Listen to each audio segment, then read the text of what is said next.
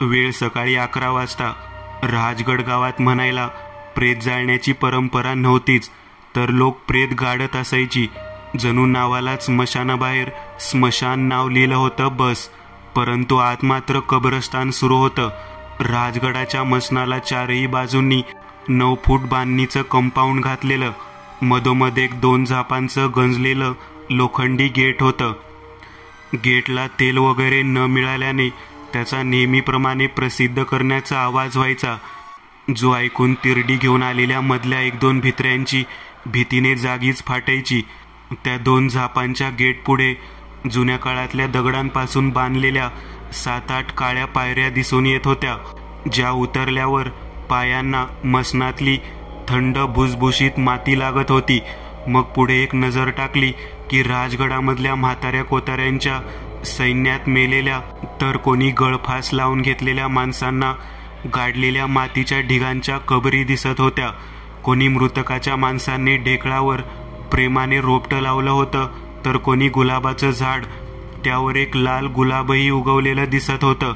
दूरदूरपर्यंत जेमतेम 1 एकरावर पसरलेल्या ह्या मसनात जिकडे नजर जाईल तिकडे फक्त आणि फक्त मातीच्या कबरी दिसत होत्या, आणि त्या मातीच्या ढेकळाखाली झोपली होती असंख्य शेकडो मृत प्रेतात्म्यांची फौज. मसनाच्या शेवटच्या टोकाला एक चेटकिनीच्या झोपडीसारखं हुबेहूब पण थोडं वेगळंसं घर दिसत होतं. 8 फुटाच्या 4 मातीच्या भिंतीचं आणि वर कौलारू छप्पर नि त्यावर एक जाडजूड मातीपासून बनवलेली नळी दिसत होती. त्यातून पांढरट धूर बाहेर पडत होता. घरापासूनच जरा 20 पावलांवर डाव्या बाजूला 30 फूट लांबीची एक बाग दिसत होती. बागेत टोमॅटो, वांगे, काकडी, विविध प्रकारच्या भाजीपाला लावलेला दिसून येत. त्या समवेतच मोठमोठी झाडं, आंबा, जांभूळ, पेरू, सीताफळ इत्यादी लावलेली दिसत होती, आणि बागेत काजळासारखा अंधार भरला होता. झोपडीच्या उजव्या बाजूलाच एक 5 फूट दगडी कठड्याची विहीर होती, ज्या खोल विहिरीत डोकावून पाहता काळपट पाण्यात चंद्राची आकृती उमटलेली दिसत होती. इकडे त्या चेटकिनीसारख्या दिसणाऱ्या घराचं दार हलकेच उघडलं गेलं, आणि दरवाजातून 4 महिन्याची गर्भवती मेघा बाहेर पडली. तिचा नवरा 2 महिने अगोदरच युद्धात मरण पावला होता. तेव्हापासून तिच्या वडिलांसोबतच राहत होती. तिच्या अंगात एक फिकट भगवी साडी होती. गोल चेहऱ्याच्या कपाळावर एक छोटीशी टिकली बसवलेली, आणि हातात एक ताट होतं, ज्यात गावातल्या देवासाठी नैवेद्य असावं. बा, देवळात जाऊन येते. दरवाजाला बाहेरून कडी घातली व हातात तो ताट घेऊन 20-30 पावलं चालून ती पुन्हा थांबली. तिने एक कटाक्ष पुढे टाकला. समोर मातीच्या ढेकळांच्या कबरी दिसत होत्या, आणि त्या कबरीन बाजूलाच 5-9 खड्डे खणले गेले होते. मेघावतीला हे ठाऊक होतं की आपला बा ज्या ज्या क्षणी मसनात खड्डा खणत असायचा, त्या वेळेस एक प्रेत त्या खड्ड्यात बुजलं जायचं. रडत विवळत, छाती आपटत मृतकांची स्वारी लोक तिरडीवर घेऊन यायची. तिच्या आंबोबाबाला 2-3 रुपये देऊन प्रेत गाडून जायची. दरवेळेस आंबो एकच खड्डा खणत असत. हां, तसं म्हणायला गेल्या वेळेस ते 2 सैनिक मेले, तेव्हा आंबोने 2 खड्डे आदल्या रात्रीच खणून ठेवले होते. जणू गावात कोणी मरणार ह्याची शाश्वती आधीच झालीच होती, आणि पुढच्याच दिवशी सकाळी 2 प्रेत त्या खड्ड्यात गाडली गेली होती. आज चक्क 5 खड्डे. मेघावतीने मनातच प्रश्न केला, परंतु बाला विचारलं नाही. आंबोचा स्वभाव तसं म्हणायला अंतर्मुख होता. तो जास्त कोणाशी बोलत नसायचा. नेहमी स्वतःच्याच विचारात गुंतलेला असायचा. गर्दी तर मुळीच आवडत नसायची. म्हणूनच प्रेत यात्रा आली की हा आंबो त्यांच्यापासून 30-40 मीटर दूर उभा राहायचा. मृतकांच्या घरातली 1-2 माणसं पैसे हातात ठेवून गेली की मग हा आंबो एकटाच प्रेतावर माती टाकून खड्डा पूर्ण बुजवत असे. मेघावतीला आपल्या बाच्या स्वभावाबद्दल सर्व काही ठाऊक होतं. आंबो कसाही असला तरी तिचा बा होता. आंबो जास्त कोणाशी बोलत नसल्याने त्याचे स्वर एका बोबड्या माणसांसारखे बाहेर पडायचे.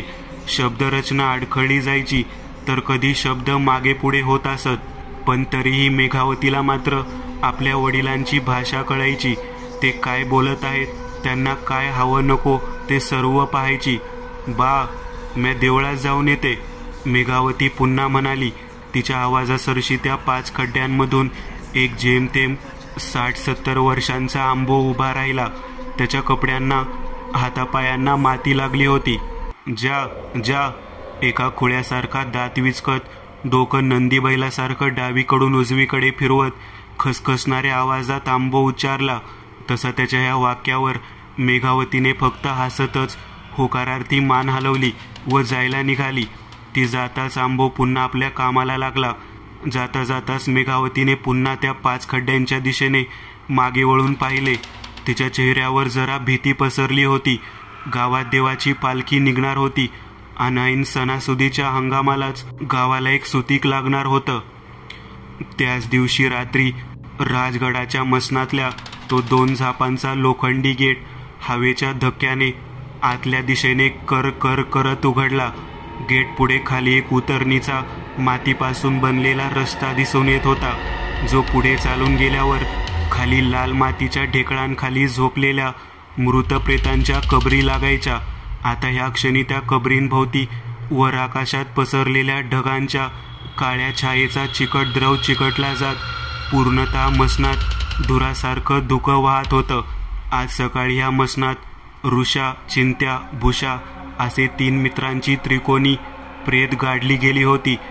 हे ते प्रेतांवरच्या लाल ताज्या मातीने समजून येत होतं. मसनातच एका बाजूला आंबोचं चेटकिनीसारखं दिसणारं कौलारू छप्परचं घर होतं. त्या घरावर असलेल्या कौलांमधोमधच्या नळीतून पांढरट धूर बाहेर निघत होता. घराच्या पुढच्या बाजूचा दरवाजा बंद होता की अचानक तो दरवाजा उघडला. त्या उघडलेल्या दारातून आंबो बाहेर आला. बा, घरातून मेघावतीची हाक ऐकू आली. काय ग मेघे? दारात उभं राहूनच आंबो म्हणाला. बा, मला भाजीसाठी टमाटी पाहिजे होती. तू बागेतून घेऊन येशील का? माझं जरा पाय दुखतायत. आतून आवाज आला. होय, आणतो की. आंबोने हसतच मान डोलावली. आपल्या मागे दार ओढून घेतलं आणि बागेच्या दिशेने निघाला. काही वेळा अगोदर ज्या लाल मातीच्या ढेकळांखाली ऋषा, चिंत्या, भुषा तिघांच्याही कबरी बुजलेल्या दिसल्या होत्या, त्या आता रिकाम्या होत्या. जणू कोणीतरी उकरल्यासारख्या, किंवा ते प्रेत बाहेर आले असावेत, किंवा भयान मनाचा थरकाप उडवणारी कल्पना, नाही का? आणि जर हीच कल्पना सत्यात उतरली तर? आंबोची बाग म्हणायला तशी 60-70 फुटांवर गोल आकारात पसरलेली. बागेत टोमॅटो, काकडी, वांगी, हिरव्या लहान मोठ्या फुग्या मिरच्या, आंबे, सीताफळ, पेरू, नाना तऱ्हेची फळ भाजी लावली होती. काही झाड इतकी मोठी झालेली की ज्यामुळे दिवसाचा उजेड बागेत किंचितसा पोहोचतही नव्हता. सूर्यदेव केव्हाचेच अस्ताला निघून गेले होते. संध्याकाळ झाली जात चहूदिशेंना अंधार पसरला गेलेला. हातात कंदील घेऊन त्या कंदिलाच्या तांबड्या प्रकाशातून गुडघ्या इतक्या धुक्यातून वाट काढत आंबो एक एक झाड मागे सोडत पुढे पुढे जात होता. टोमॅटोचं झाड शेवटच्या टोकाला होतं. रातकिड्यांची किरकिर उभ्या असमंत गगनी वाजत आंबोच्या कानातही जात होती. बागेत पसरलेला अंधार खासच नैसर्गिक वाटत नव्हता, कारण तो अंधार कृत्रिम अमानवीय शक्तीने जो साकारला होता. ज्या प्रकारे गढूळ पाण्याखालचं काही दिसत नसतं, त्याच प्रकारे तो गढूळ अंधार होता.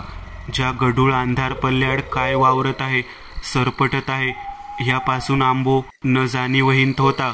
त्या अंधार काजव्यासारख्या चमकणाऱ्या पिवळ्या जर्द चीर पडलेल्या डोळ्यांपासून, लुकलुकणाऱ्या चंदेरी हिंस्र जनावरांच्या नेत्रांपासून, वकवकणाऱ्या भुकेल्या पोटी सरपटत, तर कधी झाडांच्या फांद्यावरून उड्या मारणाऱ्या त्या सर्व ध्यानांपासून आंबो आजान होता. कंदील हाती घेऊन एक एक पाऊल पुढे वाढवत आंबो जसा पुढे सरसावत होता, तसे मागून 3 ऋषा, भुषा, चिंत्या तिघांच्याही दळभद्री आकृत्या येत होत्या. पांढऱ्या शिपट कचकड्याच्या भावलीसारख्या दिसणाऱ्या तोंडाच्या दळभद्री नग्न आत्मे, लाज, लज्जा, शरम सर्व विकून टाकलेले अभद्र ध्यानमय आत्मे. चालत चालत आंबो बागेच्या खोलात आला होता. समोर पुढे मसनाचं दगडांचं कंपाऊंड दिसत होतं. आंबो गुडघे वाकून खाली बसला. खाली जमिनीवरून गुडघ्यानितकं धुकं वाहत होतं. त्याच धुक्यात आंबोने हातातला जळता कंदील ठेवला. पुढे टोमॅटोचं छोटंसं झाड होतं. त्यावर 7-8 लाल रंगाचे टोमॅटो लटकलेले. एक हात वाढवून आंबोने एक टोमॅटो काढला, मग दुसराही काढला, मग तिसराही. परंतु 4थ्या फेरीला मात्र त्याचा हात थांबला. डोळे जरासे वटारले गेले. त्यातले पांढरट बुबळ स्पष्ट दिसू लागले, कारण मागे काहीतरी उभं होतं. आकाशात उगवलेल्या चंद्राच्या उजेडात त्याची सावली खाली पडली होती, जी पाहूनच आंबोचा हात थांबला.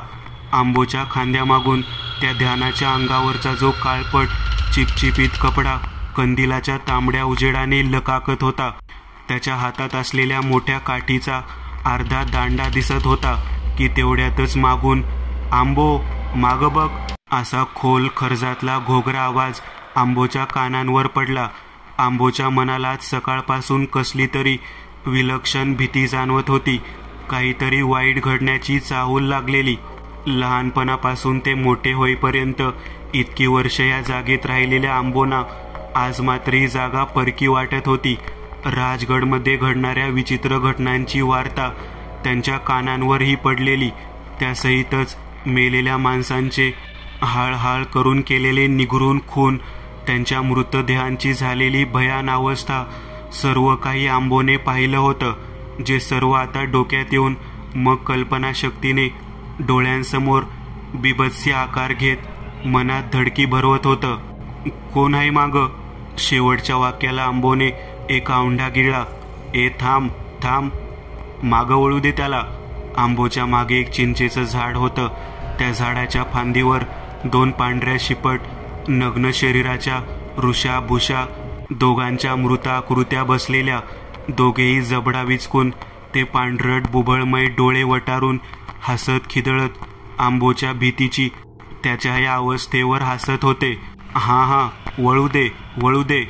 सकाळी हा आपल्याकडे बघून कसा हसत होता. जाडजूड शरीरयष्टीचं पांढरट ऋषाचं प्रेत म्हणालं. त्याच्या या वाक्यावर बाजूलाच बसलेला भुषा पटकन हसत घशातून खवखवत हसला. हां, असंच हसला, दुजोरा देत ते प्रेत बोललं. आंबोचं हे सर्व वाक्य ऐकून डोळे विस्फारलेले. आज सकाळी जे 3 प्रेत त्याने गाडले होते त्यांच्याकडे पाहूनच तो हसला होता. ह्याचा अर्थ ती प्रेत जिती झाली आहेत. आंबो मनातल्या मनातच म्हणाला. म्हणजे गावात फिरणारा तो सैतान इथं बी आला आहे तर? त्यानं जर मेघाला काही केलं तर? स्वतःच्या जीवाला धोका असतानाही बापाचं काळीज पोरीच्या जीवाची पर्वा करत होतं. एकंदरीतच म्हणायचं तर बाप लेकीचं प्रेम शब्दात मांडणंही शक्य नाही. ते अनुभवण्यासाठी वडील व्हावं लागतं. आंबोच्या मनात नाना तऱ्हेचे विचारचक्र सुरू होते की तेवढ्यातच मागून धप असा आवाज झाला. त्या आवाजाने आंबोची तंद्री भंग पावली. काहीतरी वरून खाली पडलेलं किंवा उडी मारलेली असा तो आवाज होता. बागेत मोठमोठी झाडे होती. त्या झाडांची पिकून सोनेरी झालेली पान गळून खाली जमिनीवर अस्ताव्यस्तपणे पडलेली की अचानक त्या पानांवर एक चर आवाज होत पांढरट पाय पडला. त्या पायाची ती पांढरट त्वचा हाडांना चिकटली होती. पायांची नख जराशी काळी पडलेली. गुडघे टेकवून आंबो एकटक पुढे पाहत होता. विस्फारलेल्या नेत्रांनी एकापाठोपाठ औंढा गिळत होता. आजूबाजूची रातकिड्यांची किरकिर जराशी अमानवीय शक्तीचा नंगानाद चालू असल्याने थांबली गेलेली. आजूबाजूचा कृत्रिम अमानवीय अंधार धुकं आता जास्तच गढूळ झालं होतं. खाली जमिनीवर धुक्यात ठेवता वाहत असणारा तो कंदीलच आता या सैतानांच्या तावडीतून सुटण्याची एक आशा होती. मृत्यूची भीती हा एक असा रोग आहे जो भल्या भल्यांना गार करतो. साक्षात देवालाही, तर आपण साधारण मनुष्य काय आहोत, नाही का? आजूबाजूला परिसरात अशी काही निर्वाण शांतता पसरली की मुंग्यांचीही पुटपुट ऐकू येईल. आणि त्याच शांततेत तो आवाज घुमला. चरचर. आंबोच्या मागून पालापाचोळा तुडवत ते ध्यान येत होतं. पहिलं पाऊल पडलं ते अगदी मंद गतीने, दुसरं पडलं ते जरासं मोठ्या आवाजाने, आणि तिसरं पडलं ते अगदी वेगाने, आणि 4थ्या पावलाने अगदी वेग पकडला. ते ध्यान आंबोच्या दिशेने धावत येऊ लागलं. तो आवाज जसा जवळ येऊ लागला, आंबोच्या काळजाची धडधड वेगाने दौडू लागली. पाहता पाहता त्या पावलांचा आवाज अगदी जवळ आला आणि त्याच क्षणी आंबोच्या मुखातून वटारलेल्या भयभीत डोळ्यांसहित एक किंचाळी निघाली जात त्याने मागे वळून पाहिलं. धडधडत्या काळजासहित वटारलेल्या डोळ्यांतलं पांढरट बुबळांसहित आंबोने मागे वळून पाहिलं. मागून ते जे काही अमानवीय ध्यान होतं ते का हिंस्र पाशवी भुकेल्या आधाशा जनावरासारखं पायाखालचा पालापाचोळा तुडवत अगदी वेगाने आंबोवर वार करण्यासाठी आलं होतं. परंतु आंबोने मागे पाहताच त्याच्या नजरेस विचित्र असं काहीही दिसलं नाही. उलट मागे होता तो फक्त काळ अंधार, जमिनीवरून वाहणारं पांढरट धुकं. आंबोने घशाखाली औंढा गिळला. लागलीच पुढे वळून पाहिलं. आंबो! पुढे वळून पाहताच आंबोच्या कानावर एक हलकासा मंद आवाज आला. थंडीसारखा थंड, खोल खोल पाणी नसलेल्या एका रिकाम्या विहिरीतल्या अंधाऱ्या खोलीसारखा खोलगट आवाज कोठून येत आहे? समोर आजूबाजूला तर कोणीही नाहीये, मग आवाज येत तरी कुठून आहे? आंबोची नजर आजूबाजूला फिरू लागली. अंधारात काही दिसतं का? काही सुगावा लागतो का? कानोसा घेऊ लागली. डोळे आजूबाजूचा वेध घेऊ लागले तर कान आवाजाचा. आंबो! दुसऱ्यांदा पुन्हा एकदा तो खोलगट हलक्या स्वरातला आवाज आला. आंबो एकटक पुढे पाहतच होता आणि त्याच वेळेस तो आवाज आला होता ज्या आवाजाने आंबोचे डोळे विस्फारले. कपाळावरून भयद्रव बिंदू वाहत आला. जणू आंबोला त्या आवाजाची दिशा कळली असावी. आवाज कुठून येत आहे हे त्याने बरोबर हेरलं, पकडलं होतं. त्याने पुन्हा एक औंढा गिळला. हलके हलके मान खाली जमिनीच्या दिशेने आणायला सुरुवात केली. समुद्रांच्या लाटांप्रमाणे ते पांढरट धुकं डौलत डौलत वाहत होतं आणि त्या धुक्यातून अक्षरशः आवाज येत होता. आंबो! पुन्हा तो हलके स्वरातला आवाज आला. आंबोने आपलं डोकं थोडंसं वाकडं केलं. कान जमिनीच्या दिशेने आवाजाचा कानोसा घेण्यासाठी जमिनीपासून थोडं वर ठेवलं. बागेत आजूबाजूला गाढ अंधार पसरलेला. धुक्याने वाहणारी नदी समध्या मसनात पूर घेऊन आलेली. वातावरणात पसरलेली थंडी अगदी विलक्षण, हाड गोठवणारी होती आणि त्या थंडीत बागेत पसरलेली शांतता इतकी गूढ होती की थंड हवेच्या सुटलेल्या झुलकांमध्ये दुरून जंगलातल्या रानटी श्वापदांची विवळ बिभत्सपणे कानांवर पडत होती. त्या तरंगांनी वाहणाऱ्या धुक्यावर आंबोने कान लावले होते. मन अद्याप मानायला तयार नव्हता की आतून आवाज येत आहे. काही क्षण, मिनिट असेच निघून गेले, परंतु आवाज मात्र आला नाही. तसे आंबोने भास झाला असेल असं समजून डोकं वर घ्यायला सुरुवात केली की तेवढ्यातच अचानक त्या गाढ धुक्यातून ह्यावेळेस मेघाचा आवाज आला. पोरीचा आवाज ऐकून बापाचं काळीज बिथरलं. बा, मला वाचीव.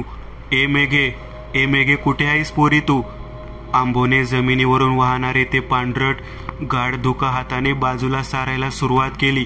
जसं तो पांढरट धुका बाजूला सारला गेला, आंबोच्या नजरेस जमिनीतून बाहेर आलेला एक मानवी हात दिसला. परंतु कोण म्हणेल तो मानवी हात आहे? मानवाच्या हाताची त्वचा जशी सजीव असते तसा तो हात नव्हता.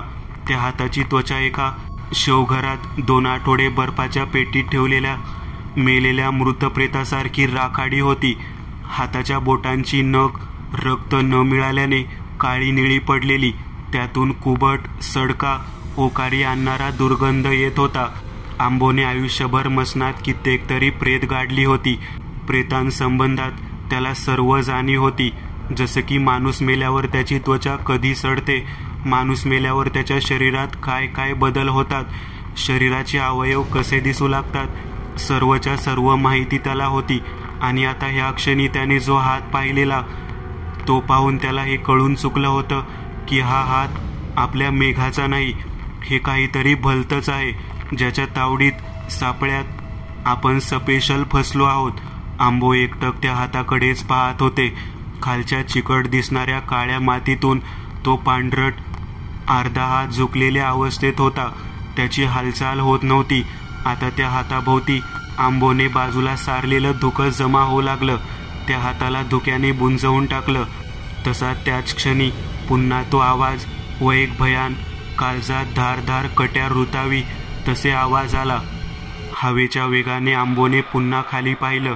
खाली पाहताच त्या धुक्यात 2 पिवळे जर्द डोळे चमकले आणि त्या धुक्यातून तो पांढरट राखाडी पंजा, पूर्णतः खांद्यापर्यंत पांढरट हातासहित एका सापासारखा फिसकारत बाहेर आला. त्या हाताच्या काळसर नखांच्या बोटांनी आंबोचा गळा आवळला. पकड इतकी मजबूत होती की आंबोला श्वास घ्यायला त्रास पडू लागला. नाकातून रक्त बाहेर येऊ लागलं. तोंडातून गुलाबी जीभ बाहेर आली. डोळे खोमण्यातून बाहेर येतील इतके मोठे झाले. कोणत्याही क्षणी तो मृत होऊन कोसळणार तेवढ्या त्या अमानवीय हाताने आंबोला मागे हवेत भिरकावलं. अमानवीय शक्तीने 5-6 फूट मागे उडून आंबो एका जागेवर पडले. पाठीचं हाड जरासं खूळ झालेलं, परंतु काळजी करण्यासारखं काहीही नव्हतं. आंबोच्या अंगावर असलेला काळा फुलबाह्यांचा सदरा फाटलेला, खालचं 2 झापांचं धोतर मातीने माखलं होतं. दोन्ही नाकपुड्यांमधून लाल रक्त आळीपाळीने बाहेर चाललेलं, परंतु लक्ष, ते डोळे मात्र या सर्व वेदनांवर स्थिरावले नव्हते. मनातली भीती त्या डोळ्यांच्यात उतरली जात ते त्या जागेवर स्थिरावले होते ज्या जागेतून तो हात आलेला. भले मरणाची भीती, वेदनांवरही करी मात, असं वाक्य मी कोण्या पुस्तकात स्पष्टीकरणासहित वाचलं होतं. ते आज खरंच झालं म्हणायचं. आंबोचं लक्ष एकटक त्या जागेवर स्थिरावलं होतं. तो हातच इतका विद्रूप शक्तिशाली होता, तर हात काय असेल, त्या ध्यानाचं रूप कसं असेल, ते बाहेर येईल का? बाहेर आलं तर काय करेल? आपण एक सामान्य मनुष्य त्या अघोरी शक्तीसमोर काय करू शकू? आपला निभाव तरी लागेल का? आंबोला आठवलं, त्या हाताची पकड आठवली. काय तो हिमालयातल्या थंड बर्फाच्या पाण्यापेक्षा तिप्पट प्रकारचा थंड आसुरी स्पर्श होता तो. जर त्या हातासही ते ध्यान, गौड बंगाल जे काही आहे ते बाहेर आलं आणि जर त्याने आपल्याला मृत्यूची मिठी मारली तर त्या एका मिठीनेच आपलं सारं आयुष्य संपेल. वेदनाही जाणवणार नाहीत. आंबोचं सर्व लक्ष त्या जागेवर स्थिरावलं गेलेलं, ज्या जागेतून तो हात बाहेर आलेला. तोंडातून एका पाठोपाठ श्वास हात ओढला जात. छाती फुग्यासारखी फुगत होती. हृदयातले ठोके जरासे वेगाने पडत होते. बीपी अक्षरशः इतका कमी झालेला की डोळे विस्फारले गेलेले. हातापायांना कंप सुटला होता. पोटात ढवळणे सुरू झालं होतं. वांती व्हायला पाहत होती. जर आता ह्या क्षणी त्यांना काही भयान, हृदयाचा थरकाप उडवणारं दृश्य दिसलं तर नक्कीच हृदयविकाराचा झटका येणं साहजिकच असेल असं समजा. आणि तसंच झालं. जणू त्या सैतानाने आंबोच्या मनातली भीतीच ओळखली असावी. आंबो ज्या जागेकडे एकटक पाहत होता त्या जागेवर धुकं आता नाहीसं झालं. तिथे अमानवीय, आघोरी, क्लिष्ट, पाशवी, आसुरी शक्तींच्या मिश्रणाने लाल, हिरवा, पिवळा असा क्षणाक्षणाला बदलणारा रंगेबिरंगी प्रकाश पसरला. जणू दुसऱ्या मितीतलं द्वार उघडलं जात होतं की काय. खालच्या काळ्या चिकट जमिनीला 1-2 भूकंपासारख्या तडा गेल्या आणि त्या तडा गेलेल्या भेगांमधून धूर बाहेर पडायला सुरुवात झाली.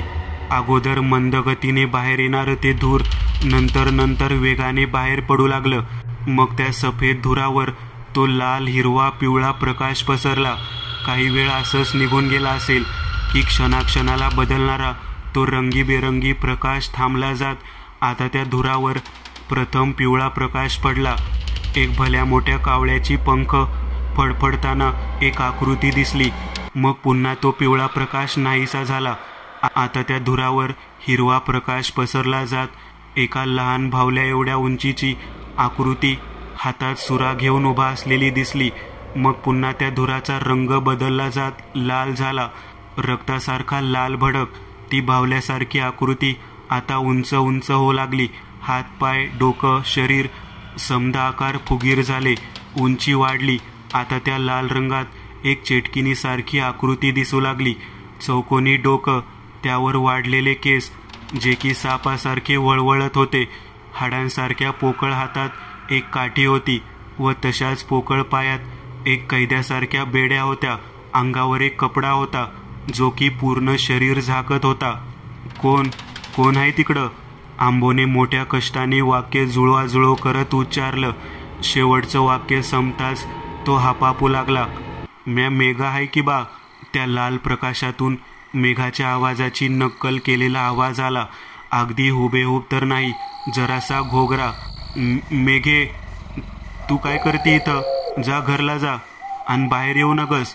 इथं सैतान आला आहे. सैतान कोणाचं बी रूप घेतया, कुठून बी वार करतया. जा पोरी जा, जीव वाचव, घरामध्ये जा.